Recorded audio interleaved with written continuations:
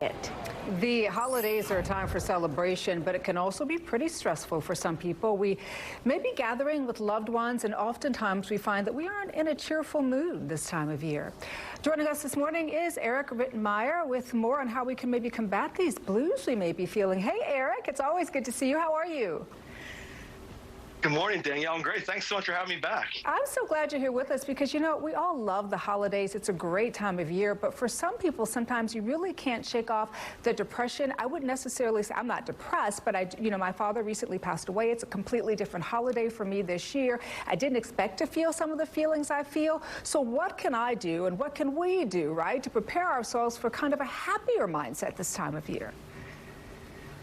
Yeah, you're right, Danielle. This time of year, it tends to accentuate all of our feelings. There's a lot of memories. There's a lot of people that, maybe we're missing this time of year. I think where it all starts is to really get to the core of what's causing the feeling that you're having. At the core of every single feeling we have, whether it be happiness, sadness, depression, anxiety, at the core of all these feelings, there's something that's causing it. I think what's critically important is to try to figure that out and to try to deal with that as best you can, but recognize that it's okay to be upset.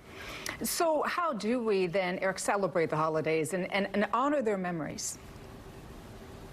Yeah, and I think what we do there, Danielle, is to surround ourselves with people, with loved ones. And I think a real important piece, too, is to express our feelings. Don't try to suppress how we're feeling. Surround ourselves with loved ones and open up to people. This is a time of year where I think everyone's pretty much open arms to try to help and to be there and to guide through. So don't try to hold those feelings in. Recognize them and find a healthy way to express them, especially with the people we love. They want to help. And that's the thing I always say, just kind of lean into that feeling. Whatever that feeling is, don't be afraid to lean into it. But here's the other part of it, Eric. I think some of us think, right, especially if you're a wife and a mother and you're juggling all these things, oh, I got to be mentally tough. I've got to be the one that kind of keeps everything together for everybody else. Is that always possible to do? And what are some tips, right, to stay mentally tough, but also have that tenderness and lean into maybe some of the sadness we may be feeling as well? It's a balance, isn't it? It sure is. And I think that's one of the biggest misconceptions with mental toughness, Danielle. And I hear this with all my training, because the minute they know that I'm a former Marine, they think mental toughness and they think like, oh, you're going to teach us to stop feeling. And it's actually the exact opposite. Mental toughness is just the ability to control emotion. That's all it is. So I think it starts with recognizing that 100% of our feelings are okay. It's how do we respond to those feelings? Let's get to the core of it. Let's learn to compartmentalize our emotions, make certain that one event is not bleeding over the other event, and let's dig into our feelings vocabulary. Let's develop this vocabulary we can go to, that when we feel a certain feeling, when we feel something, we can go to this core and figure out what's causing it. Can we switch gears here and talk a little bit about people who may be feeling not necessarily suicidal, but just exceptionally sad? As you know, we just had a recent suicide of Stephen Twitch Boss. And nobody would have thought it, right? He was happy, he was go-lucky, he was posting all the time on social media, all of this dancing, all of this stuff. Boy, I got to tell you, Eric, you never know what somebody is going through. You see these smiles and think they're okay. How do we check on those people, right, who we think have it all and have it all together?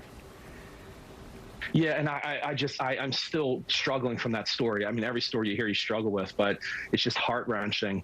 I believe where this starts is just asking a very simple question. How are you? And this could be this could be a stranger at the grocery store. It could be a person we're walking by. Hi, how are you? Or is everything okay? It's all right to ask very pointed questions. If you think someone's struggling, if you think someone's dealing with possible suicidal thoughts, it's okay to ask them, hey, are you all right? Do you have any negatives? Do you have any bad thoughts? It's okay to address that. Let them know the communication lines are open, and be proactive reaching out to people that might be struggling. I think that's really great advice. We always appreciate you. Thank you so much, Eric. And you have a really good holiday season. Don't eat too much.